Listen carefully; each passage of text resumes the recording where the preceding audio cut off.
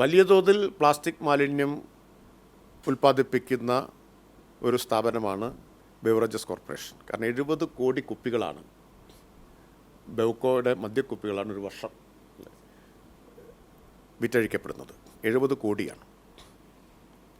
അപ്പം അത് നമ്മൾ പ്രത്യേകമായിട്ട് തന്നെ കൈകാര്യം ചെയ്യേണ്ട ഒരു പ്രശ്നമാണ് എന്ന് കണ്ടു.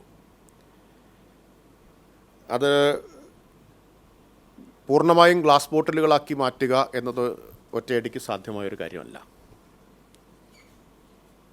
അപ്പം അതുകൊണ്ട് പ്രീമിയം കാറ്റഗറിയിൽ 800 രൂപയ്ക്ക് മുകളിലുള്ള 800 രൂപ വില വരുന്നതിന് മുകളിലുള്ള എല്ലാ ബോട്ടിലുകളും ഗ്ലാസ് ബോട്ടിലുകളാക്കി മാറ്റും. പ്ലാസ്റ്റിക് ബോട്ടിലുകൾ, അതിന് താഴെയുള്ളത് പ്ലാസ്റ്റിക് ബോട്ടിലുകളായിരിക്കും. ആ പ്ലാസ്റ്റിക് ബോട്ടിലുകൾ തിരിച്ചെടുക്കാനുള്ള ഒരു സംവിധാനം ഇപ്പോൾ സർക്കാർ തീരുമാനിച്ചിട്ടുണ്ട്. ഓരോ ബോട്ടിലിനും 20 രൂപ ഡെപ്പോസിറ്റായിട്ട് അധികമായിട്ട് ഈടാക്കും. ബോട്ടിൽ ബെവ്കോയുടെ ഔട്ട്ലെറ്റിൽ തിരിച്ചെത്തിച്ചാൽ QR കോഡ് പതിപ്പിച്ചതായിരിക്കും. അത് തിരിച്ചെത്തിച്ചാൽ ഈ 20 രൂപ തിരിച്ചു കൊടുക്കും. ആ സംവിധാനം സംബന്ധിച്ചൊരു പഠനം നടത്തിയിരുന്നു. ആ പഠനത്തിൻ്റെ അടിസ്ഥാനത്തിൽ ഇപ്പോൾ തീരുമാനമായി കഴിഞ്ഞു. അപ്പം അങ്ങനെ വരുമ്പോൾ ഈ 70 കോടി ബോട്ടിലുകളിൽ ഒരു 80% പ്ലാസ്റ്റിക് ബോട്ടിലുകളായിരിക്കും. എന്ന് പറഞ്ഞാൽ 56 കോടിയെങ്കിലും പ്ലാസ്റ്റിക് ബോട്ടിലാണ്. അത്രയും സാധനം ഇപ്പോൾ തെരുവിൽ വലിച്ചെറിയപ്പെടുന്നതിന് പരിഹാരമുണ്ടാക്കാൻ പറ്റും. അപ്പോൾ ഇതിന് പൈലറ്റ് സെപ്റ്റംബർ മാസത്തിൽ ക്ലീൻ കേരള കമ്പനിയുമായി ചേർന്നിട്ട് പൈലറ്റ് ആരംഭിക്കും. തിരുവനന്തപുരം, കണ്ണൂർ എന്നീ ജില്ലകളിലാണ് പൈലറ്റ് ആരംഭിക്കുക. ജനുവരി മാസത്തോടുകൂടി പൂർണ്ണമായിട്ടും ഇത് സംസ്ഥാന വ്യാപകമായിട്ട് നടപ്പാക്കും. അപ്പോൾ അതൊരു വലിയ മാറ്റം നമുക്ക് ഈ പ്ലാസ്റ്റിക് മാലിന്യത്തെ കുറയ്ക്കുന്നതിൽ സഹായിക്കും. ഇത് അധികമായിട്ട് ഈടാക്കുന്നതല്ല എന്ന് പ്രത്യേകം ഞാൻ ഓർമ്മിപ്പിക്കുന്നു. നിക്ഷേപമായി ഡെപ്പോസിറ്റായിട്ട് വാങ്ങുന്നു. കുപ്പി തിരിച്ചെത്തിച്ചാൽ ഈ പൈസ തിരിച്ചു കൊടുക്കും. അതാത് ഔട്ട്ലെറ്റുകളിൽ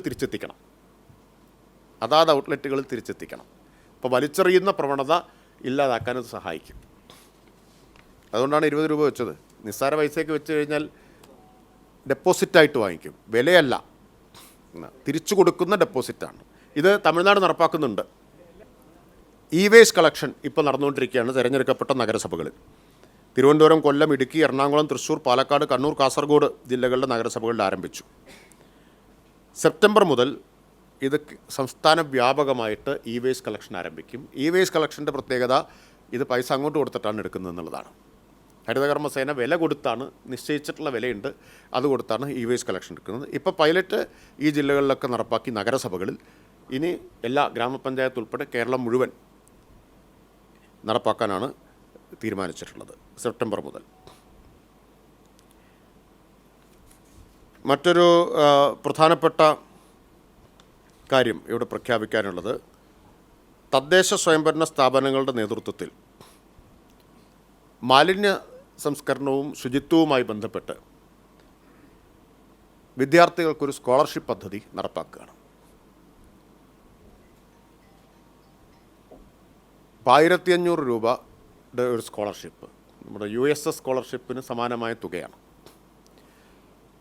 അങ്ങനെ സ്കോളർഷിപ്പ് ഒരു 50,000 വിദ്യാർത്ഥികൾക്ക് കേരളത്തിൽ സ്കോളർഷിപ്പ് കൊടുക്കുകയാണ്. ചുരുങ്ങിയത് ഒരു പഞ്ചായത്തിൽ 50 പേർ, മുനിസിപ്പാലിറ്റിയിൽ 75 പേർ, ചുരുങ്ങിയതല്ല 50 പേർ പഞ്ചായത്തിലും 75 പേർ മുനിസിപ്പാലിറ്റിയിലും 100 പേർക്ക് കോർപ്പറേഷനിലും കൊടുക്കണമെന്നാണ് കണ്ടിട്ടുള്ളത്. അതിൽ കൂടാൻ പാടില്ല, ഇതിലധികരിക്കാൻ പാടില്ല.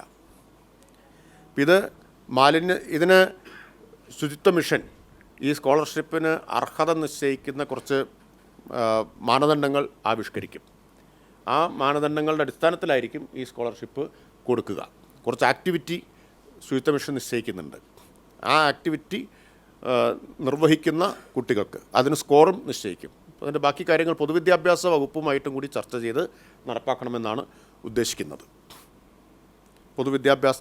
വിദ്യാഭ്യാസ വകുപ്പിൻ്റെ സഹായത്തോടെ. അപ്പോൾ ഇത് വലിയ തോതിൽ ബോധവൽക്കരണത്തിന് സഹായിക്കും എന്നാണ് പ്രതീക്ഷിക്കുന്നത്. വലിയൊരു മാറ്റം ഉണ്ടാക്കാൻ കഴിയും. സമൂഹത്തിലാകെ ഈ സന്ദേശം വീടുകളിൽ, വിദ്യാഭ്യാസ സ്ഥാപനങ്ങളിൽ ഒക്കെ ഈ സന്ദേശം എത്തിക്കാൻ സഹായിക്കുമെന്നാണ് കരുതുന്നത്. ഒരു പുതിയ നവീനമായിട്ടൊരു ആശയം എന്ന നിലയിലാണ് സർക്കാർ ഇത് നടപ്പാക്കാൻ ഉദ്ദേശിക്കുന്നത്.